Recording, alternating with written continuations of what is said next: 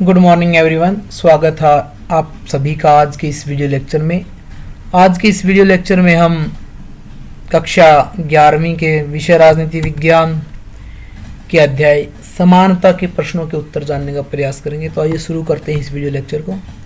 इसमें पहला प्रश्न है, कुछ लोगों का तर्क है कि असमानता प्राकृतिक है, जबकि कुछ का मानना है कि समानता प्राकृतिक है, और जो असमानता हम चारों ओर देखते हैं उसे समाज ने पैदा किया है। तो इन दोनों मतों में से आप किस मत का समर्थन करते हैं, उसका कारण भी बताइए। तो इसके उत्तर में आप लिख सकते हो कि समानता और असमानता दोनों ही प्राकृतिक हैं। दोनों अवधारणाओं में भिन्नता हो सकती है, परंतु दोनों अवधारणा में समानता भी हो सकती है। दोनों ही अवधारणाएं सत्य भी हो सकती हैं और असत्य भी हो सकती हैं। प्रकृति जो प्राकृतिक असमानता है कहीं पर सही हो सकती है तो कहीं पर गलत भी हो सकती है। जैसे उदाहरण के लिए हम देखते हैं प्रकृति में कहीं रात होती है, कहीं पर दिन होता है, कहीं गर्मी होती है, कहीं ठंड होती है, कहीं सुबह होती है, कहीं शाम होती है। इसी प्रकार व्यक्ति में भी हमें बहुत सारी भिन्नताएं देखने को मिलती हैं। जिस तरह हमें पर्यावरण में बहुत सारी भिन्नताएं देखने को मिलती हैं, उसी तरह व्यक्ति में भी भिन्नताएं देखने को मिलती है। कहीं व्यक्ति काला हो सकता है, कहीं गोरा हो सकता है। तो ये व्यक्ति में जैविक असमानता भी पाई जा सकती है, जैसे कोई पुरुष हो सकता है और कोई स्त्री हो सकता है। तो ये जो असमानता वाला और समानता वाला तत्व है ये प्राकृतिक है, और ये दोनों सत्य भी हो सकते हैं और असत्य भी हो सकते हैं। लेकिन प्रकृति ने व्यक्तियों को योग्यता और क्षमताओं में समान बनाया है, और प्रत्येक व्यक्ति समान होना भी चाहता है। समानता एक प्राकृतिक नियम है, लेकिन असमानता एक प्राकृतिक, यहाँ पर जो समानता दिख रहा है ये गलत है, यहाँ पर असमानता होगा। असमानता एक प्राकृतिक नियम है, परंतु समानता एक पूर्ण दृष्टिकोण है, और सामूहिक दृष्टिकोण में संभव भी नहीं है समानता लाना। इसलिए समानता का अर्थ प्राकृतिक दृष्टि से नहीं बल्कि समाज के सामाजिक आर्थिक दशाओं को ध्यान में रखकर निकाला जाना चाहिए। समानता की आवश्यकता व्यक्ति के रहने वातावरण के प्रभाव से सुनिश्चित किया जा सकता है। इसी तरह असमानता की दशा को भी समझा जा सकता है। व्यक्ति द्वारा जो प्रकृति द्वारा जो असमानता मनुष्य में लाई गई है उनको समाज में दूर किया जा सकता है, लेकिन समाज द्वारा व्यक्ति द्वारा जो अन्यायपूर्ण असमानता लगाई गई है, अन्यायपूर्ण समानता को हटाया नहीं जा सकता। जैसे एक डॉक्टर और एक मजदूर के काम में हमें अंतर देखने को मिलेगा। डॉक्टर का काम मजदूर नहीं कर सकता और मजदूर का काम डॉक्टर नहीं कर सकता है। यह असमानता ऐसी है जो व्यक्ति द्वारा बनाई गई है और इसको हटाया नहीं जा सकता। तो दोनों ही अवधारणाएं ठीक हैं, और कहीं पर दोनों सत्य भी हो सकती हैं, दोनों ही कहीं पर असत्य भी हो सकती हैं। अगला प्रश्न है, एक मत है कि पूर्ण आर्थिक असमानता न तो संभव है और न ही वांछनीय, मतलब कि आर्थिक समानता लाना संभव ही नहीं है समाज में, और न ही सही भी नहीं है। एक समाज ज्यादा से ज्यादा बहुत अमीर और बहुत गरीब लोगों के बीच की खाई को कम करने का प्रयास कर सकता है। मतलब कि समाज में ऐसा प्रयत्न किया जा सकता है कि अमीर और गरीब के बीच की खाई को कम किया जाए, लेकिन ऐसा करना पूरी तरह से इस खाई को समाप्त करना संभव नहीं है और जरूरी भी नहीं है। तो क्या आप इस तर्क से सहमत हैं? तो अपना तर्क दीजिए। अगर सहमत है तो अपना तर्क दीजिए। इस कथन से पूरी तरह हम सहमत हैं कि पूर्ण आर्थिक समानता न तो संभव है और न ही वांछनीय है। इस जो तर्क है इसके पीछे जो कारण है उसको हम एक उदाहरण के द्वारा समझाएंगे। एक डॉक्टर और एक मजदूर को समान वेतन, समान पारिश्रमिक देना न तो संभव है और न वांछित है, क्योंकि डॉक्टर ने अधिक निवेश करके अपनी क्षमताओं और योग्यताओं को बढ़ाया है, और डॉक्टर का उत्तरदायित्व मजदूर के कार्य और उत्तरदायित्व से बहुत अधिक होगा। इसलिए डॉक्टर को प्रतिमाह 10,000 रुपये का भुगतान किया जा सकता है, परंतु मजदूर की मजदूरी 3,000 रुपये है वो न्याय संगत है, क्योंकि उसने अपनी योग्यताओं को ना तो बढ़ाया है और ना ही उसका उत्तरदायित्व है डॉक्टर की जितना बड़ा है। इसलिए उन दोनों के वेतन में जो 7,000 रुपये प्रति माह का अंतर है उसकी आलोचना नहीं की जानी चाहिए, इसे समानता के रूप में स्वीकार करना चाहिए।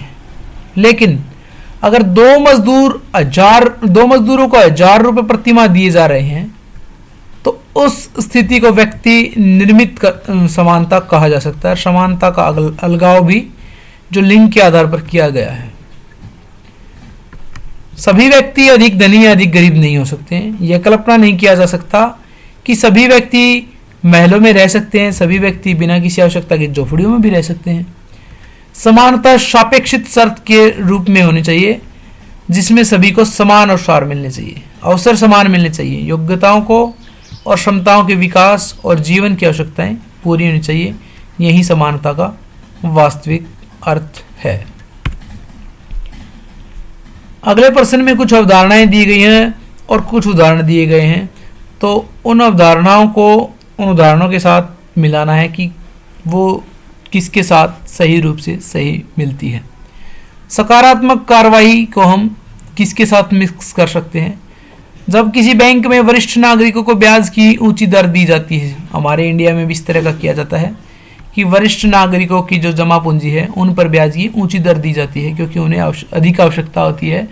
वो उस उम्र में नहीं होते कि अपने खर्चे के लिए कुछ अधिक कमा सकें, इसलिए उनकी जो जमा पूंजी है उन पर बैंक द्वारा अधिक ऊंची ब्याज दर दी जाती है। दूसरा है अवसर की समानता किसके साथ जुड़ी हुई है? प्रत्येक बच्चे को निःशुल्क एवं शिक्षा मिलनी चाहिए, मतलब कि निःशुल्क शिक्षा के द्वारा प्रत्येक बच्चा अपने जो शिक्षा का विकास है वो समान तरीके से कर सके और समान उनको अपने विकास के अवसर मिल सके, इसलिए अवसर की समानता है।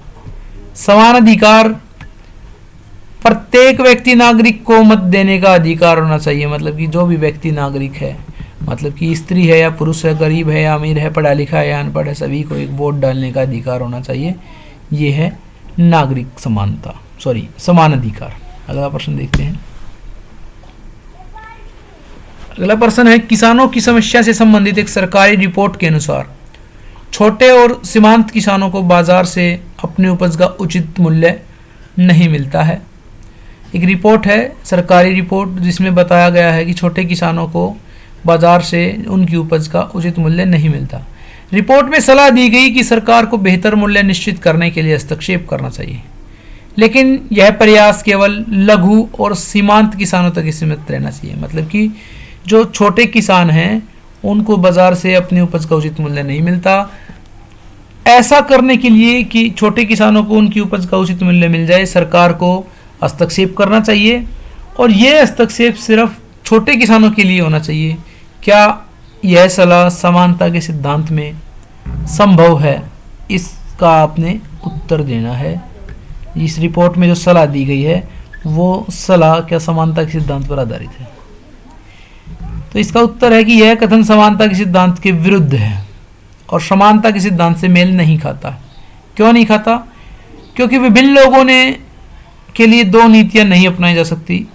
जैसे कि छोटे किसानों के लिए अलग और बड़े धनी किसानों के लिए अलग नीति अपनाएंगे तो ये समानता के नियम का उल्लंघन होगा। यदि छोटे किसान अपनी उपज की अच्छी कीमत नहीं प्राप्त कर रहे हैं तो इसका कारण कुछ अलग भी हो सकता है। लघु, छोटे और सीमांकित किसानों की कुछ स्वीकृत कार्यों को उच्च रियायत या निम्न ब्याज वाले ऋण देकर उनकी सहायता की जा सकती है, न कि सरकार हस्तक्षेप करके उनको उनकी उपज का सही कीमत दिलाने के लिए कोई नया अलग नीति बनाए। ऐसा करना समानता के नियम का उल्लंघन होगा। अगला प्रश्न है निम्नलिखित में से किस में समानता के सिद्धांत का उल्लंघन होता है और क्यों होता है? तो पहला प्रश्न है कि कक्षा का हर बच्चा नाटक का पाठ अपने क्रम पर पढ़ेगा, तो क्या इसमें समानता के सिद्धांत का उल्लंघन हुआ? इसमें समानता के सिद्धांत का उल्लंघन बिल्कुल नहीं हुआ है, क्योंकि हर बच्चा अपने क्रम के अनुसार अपना पाठ पढ़ेगा। दूसरा कथन है कनाडा सरकार ने दूसरे विश्व युद्ध की समाप्ति से 1960 तक यूरोप के श्वेत नागरिकों को कनाडा में आने और बसने के लिए प्रोत्साहित किया। इस प्रश्न में समानता के सिद्धांत का उल्लंघन है। क्यों है? क्योंकि कनाडा की सरकार ने रंग के आधार पर अलग अलग कार्य किए हैं। इसने कहा कि केवल श्वेत नागरिकों, यूरोप के श्वेत नागरिक यूरोप में आने और बसने के लिए बढ़ावा दिया, जबकि यूरोप के जो अश्वेत नागरिक हैं उनको ऐसा नहीं दिया गया, ऐसा अधिकार नहीं दिया गया, इसलिए ये समानता के सिद्धांत का उल्लंघन है। अगला कथन है, वरिष्ठ नागरिकों के लिए अलग से रेलवे आरक्षण की खिड़की खोली गई है, तो क्या ये समानता के सिद्धांत का उल्लंघन है? ये बिल्कुल भी नहीं माना जाएगा समानता के सिद्धांत का उल्लंघन, क्योंकि भारत के संविधान में 60 वर्ष के ऊपर से लोगों के लिए आरक्षण का प्रावधान है, जो कि जरूरी है उन लोगों को सरवाइव करने के लिए। अगला कथन है, कुछ वन क्षेत्रों को निश्चित आदिवासी समुदायों के लिए आरक्षित कर दिया गया है, तो इस सिद्धांत में समानता के सिद्धांत का उल्लंघन हुआ है। क्यों हुआ है? इसमें कुछ जंगल केवल जनजातीय समुदायों की देन की बात कही गई है, जबकि सभी के लिए इस प्रकार का प्रावधान होना चाहिए। जंगल में आने जाने की जो छूट है कुछ जनजातियों को न देकर सभी को समान रूप से देनी चाहिए। अतिरिक्त प्रश्न देख लेते हैं इस अध्याय के हम। समानता का क्या अर्थ है? समानता का अर्थ है कि समाज में किसी भी व्यक्ति वर्ग से जाति के आधार पर, रंग के आधार पर, क्षेत्र के आधार पर, धर्म के आधार पर या आर्थिक स्तर के आधार पर भेदभाव नहीं होना चाहिए और सभी को उनके विकास के समान अवसर मिलने चाहिए। ये समानता है। इसमें एक विचारक हुए हैं लॉस्की, हेराल्ड लॉस्की इनका पूरा नाम है। इन्होंने परिभाषा दी है समानता की और कहा है कि सर्वप्रथम समानता का अर्थ है कि समाज में कोई विशेष अधिकार युक्त वर्ग ना हो, मतलब कि किसी भी वर्ग के लिए किसी भी प्रकार के कोई विशेष अधिकार नहीं होना चाहिए। अगला प्रश्न है, समानता कितने प्रकार की होती है? उदाहरण सहित व्याख्या कीजिए। तो समानता 5 प्रकार की होती है, इनकी उदाहरण सहित व्याख्या हम देखते हैं। पहली है प्राकृतिक समानता। प्राकृतिक समानता वह समानता है जो मनुष्य को प्राकृतिक रूप से प्राप्त होती है, जैसे सभी मनुष्य प्राकृतिक रूप से समान है और हम सभी प्राकृतिक रूप से मनुष्य ही हैं। दूसरी है सामाजिक समानता। सामाजिक समानता की समाज में बिना किसी जाति, धर्म, लिंग, रंग आदि के आधार पर सभी के साथ समान व्यवहार करना चाहिए और सभी को सामाजिक अवसर में समान अवसर मिलने चाहिए। समाज में यदि सभी के साथ समान व्यवहार हो रहा है तो उसे सामाजिक अवसरों का लाभ भी मिल रहा है, तो इसे हम सामाजिक समानता कह सकते हैं। तीसरे प्रकार की समानता है नागरिक वैधानिक समानता, मतलब कि कानून के सामने सभी नागरिकों को समान समझा जाना चाहिए और कानून के द्वारा सभी व्यक्तियों के साथ समान व्यवहार किया जाना चाहिए, तो ऐसी समानता को हम नागरिक वैधानिक समानता कहेंगे। अगली है राजनीतिक समानता। जब सभी नागरिकों को राज्य द्वारा समान राजनीतिक अधिकार प्राप्त हों, जैसे कि चुनाव लड़ने का अधिकार, मत डालने का अधिकार, अभिव्यक्ति का अधिकार, ये अधिकार देते समय किसी भी प्रकार का कोई भेदभाव नहीं किया जाता, तो ऐसी समानता को राजनीतिक समानता कहा जाता है। और अगली है आर्थिक समानता। आर्थिक समानता का अर्थ है किसी व्यक्ति को उसके जो मौलिक स्तर यानी कि उसका आर्थिक स्तर है उसके आधार पर रोजगार, वेतन, व्यवसाय ऐसे काम करने में भेदभाव नहीं होना चाहिए।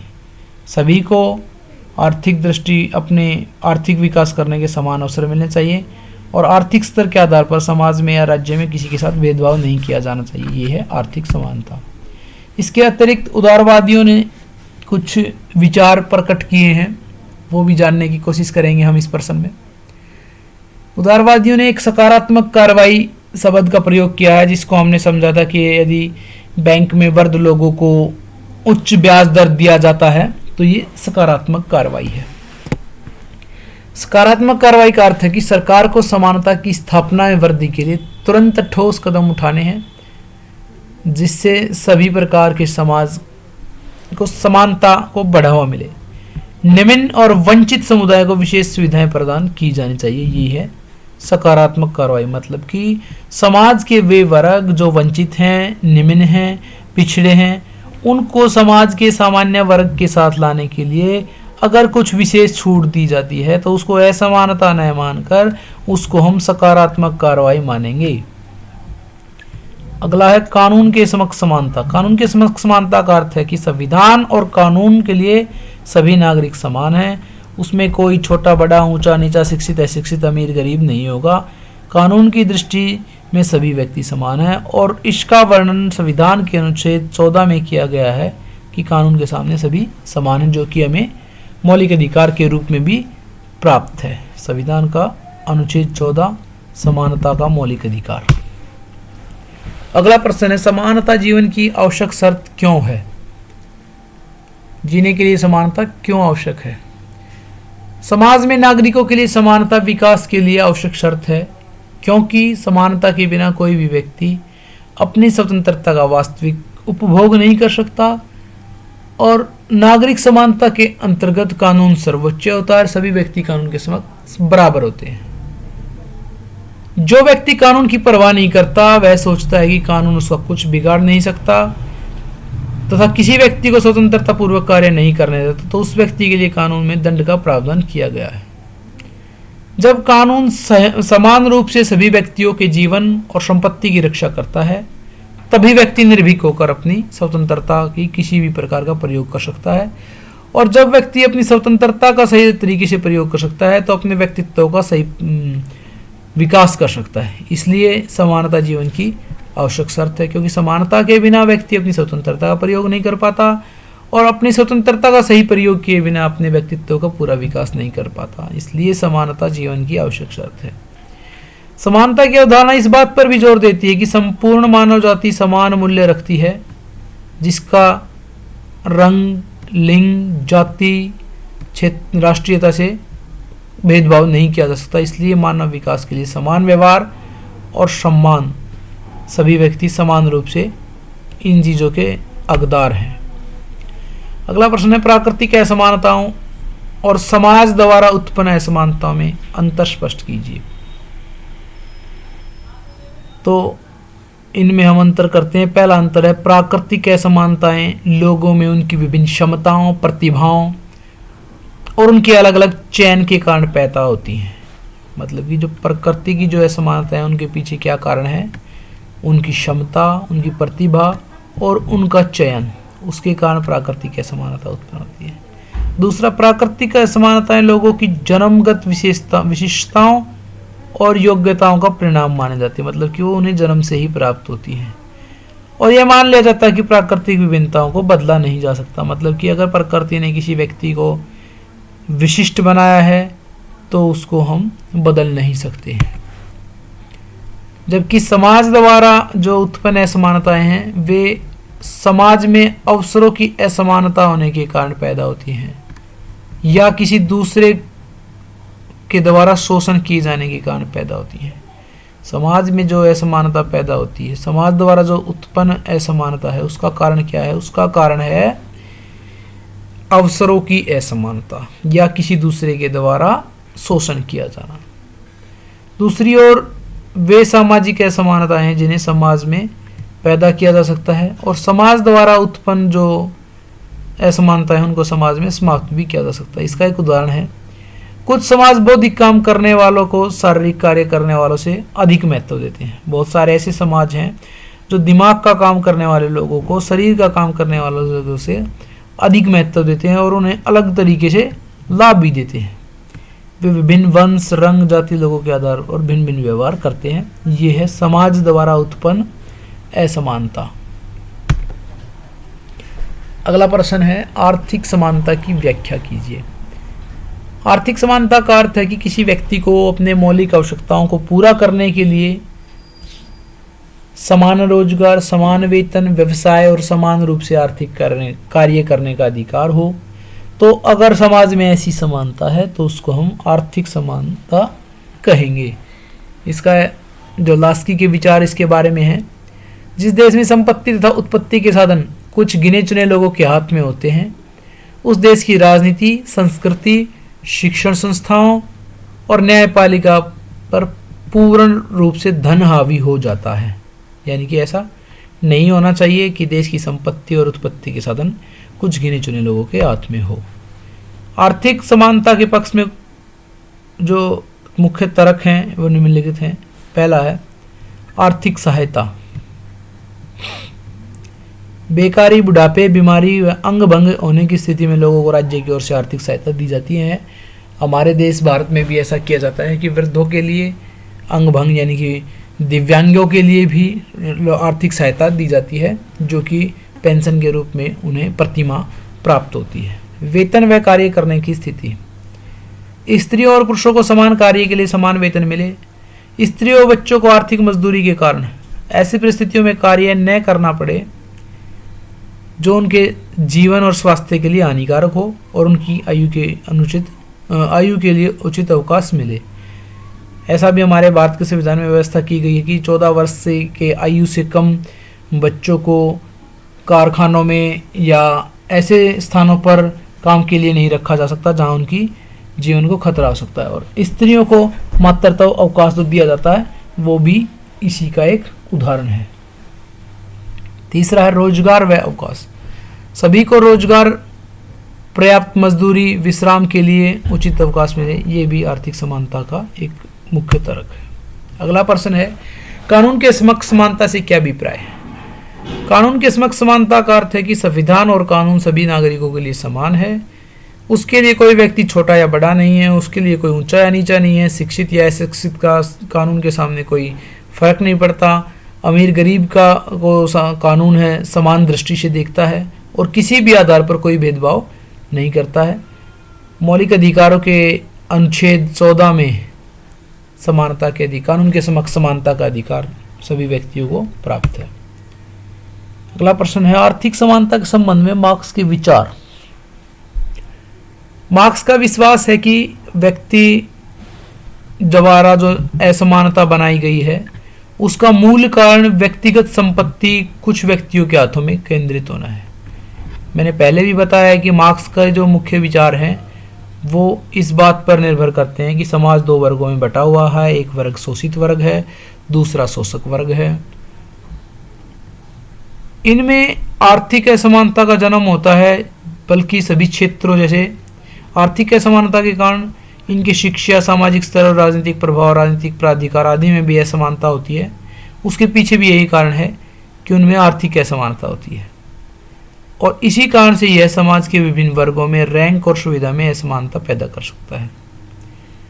मार्क्स ने राज्य के पूंजीवादी वर्ग को एजेंट माना, मतलब कि राज्य नामक संस्था को मार्क्स हमेशा विरोध करता है और चाहता है कि राज्य समाप्त हो जाए, क्योंकि मार्क्स का मानना है कि राज्य पूंजीवादी वर्ग का एजेंट है और पूंजीवादी वर्ग को समाप्त करने का सुझाव दिया है मार्क्स ने। उसका कहना है कि पूरे विश्व के मजदूरों इकट्ठे हो जाओ, तुम्हारे पास खोने के लिए कुछ भी नहीं है, और एक क्रांति करके मतलब कि सर्वहारा वर्ग की स्थापना करो, पूंजीवादी वर्ग का विनाश कर दो, फिर समाज में दो वर्ग नहीं होंगे, एक वर्ग होगा, जिसे सर्वहारा वर्ग का नाम दिया है मार्क्स ने। और उसने वर्ग रहित, राज्य रहित और राज्य सहित समाज, मतलब राज्य रहित समाज के निर्माण पर जोर दिया है। ऐसा समाजवादी राज्य होगा जिसमें न राज्य होगा न वर्ग होगा, सभी का सभी साधनों पर समान रूप से अधिकार होगा। अगला प्रश्न है, नारीवाद से क्या अभिप्राय है? नारीवादी विचारक मुख्य रूप से स्त्री व पुरुष के समान अधिकारों का पक्ष लेने वाला राजनीतिक सिद्धांत है, जिसमें स्त्री व पुरुष को समान माना जाए। ऐसा राजनीतिक सिद्धांत जिसमें स्त्री व पुरुष को समान अधिकार मिले उसको नारीवाद कहते हैं। जिनका मानना है कि स्त्री और पुरुष के बीच अनेक असमानताएं हैं, न तो नैसर्गिक हैं और न ही आवश्यक है, मतलब कि स्त्री और पुरुष के बीच समानताएं जरूरी भी नहीं है और हैं भी नहीं। नारीवादियों का मानना है कि इन असमानताओं को बदला जा सकता है। जो कि असमानताएं हमें समाज में देखने को मिलती हैं वो समाज द्वारा उत्पन्न है और उनको बदला जा सकता है, और स्त्री पुरुष एक समतापूर्ण जीवन जी सकते हैं। ये है नारीवादी विचारकों का मानना। अब है पितृसत्ता से क्या अभिप्राय है? पितृसत्ता से आशय है कि एक ऐसी सामाजिक, आर्थिक, राजनीतिक व्यवस्था जिसमें पुरुष को स्त्री से अधिक महत्व या शक्ति दी जाती है, ऐसे समाज को पितृसत्ता समाज कहा जाता है। पितृसत्ता इस मान्यता पर आधारित है कि पुरुष और स्त्री प्रकृति से भिन्न हैं और यही भिन्नता समाज में उनकी असमान स्थिति को न्यायोचित ठहराती है, मतलब कि वो व्यक्ति मनुष्य में पुरुष को स्त्री की अपेक्षा श्रेष्ठ मानता है और अधिक अधिकार देने के पक्ष में है। ऐसे समाज को पितृसत्ता कहा जाता है। तो आज का यह वीडियो लेक्चर यहीं समाप्त होता है। देखने के लिए आप लोगों का बहुत बहुत धन्यवाद।